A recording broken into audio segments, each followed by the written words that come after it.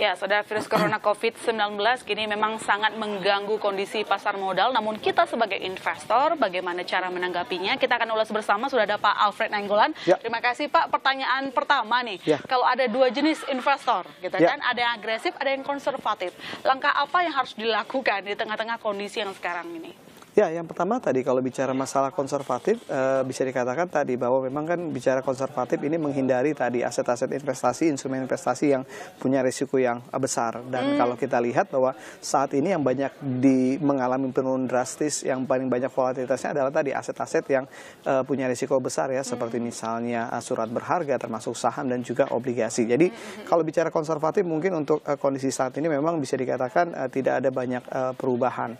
Selain tadi lebih kepada kondisi standby cash yang mungkin terus mereka bersah kalau melihat kondisi yang seperti ini. Nah, berbeda dengan yang misalnya agresif. Agresif kan memang komposisi atau didominasi tadi aset-aset yang beresiko, di mana dalam 1-2 bulan terakhir aset-aset beresiko memang mengalami penurunan yang cukup tajam oleh faktor eksternal, gitu ya? Bahkan termasuk saham-saham blue chip.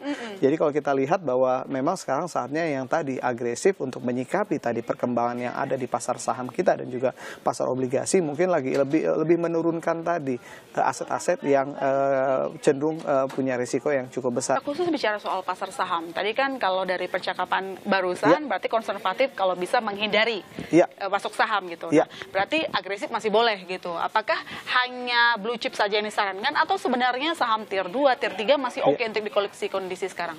Iya, sebenarnya tadi bahwa kalau kita lihat dalam kondisi yang saat ini memang ada cukup bisa dibilang cukup signifikan ya. Artinya sekarang pasar bukan bicara masalah kecemasan lagi, tapi pasar bicara masalah ketakutan. Dan kalau kita lihat tadi seharusnya dalam kondisi yang seperti ini tadi emas itu menjadi perburuan karena dia kategori safe haven. Tapi ternyata emas juga mengalami penurunan. Artinya ini yang juga harus dicermati oleh investor atau pasar, bahkan tadi masyarakat untuk yang agresif. Bisa dikatakan kita melihat bahwa untuk kondisi pasar saham memang relatif cukup volatile.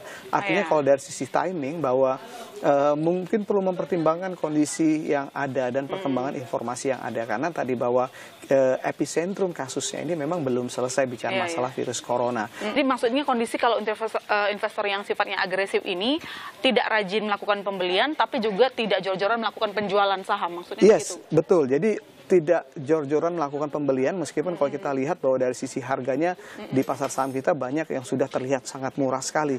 Intinya ini bukan bicara masalah saham sedang murah, tapi tadi bicara masalah kondisi ekonomi yang memang dilihat pasar sudah begitu mengkhawatirkan. Ini masih sebatas ekspektasi.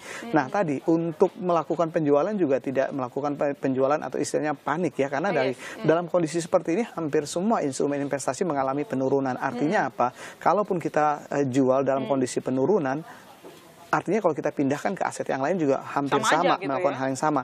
Makanya tadi kalau kita lihat bahwa sebenarnya seharusnya kan sejatinya bicara masalah instrumen investasi saham itu memang jangka panjang.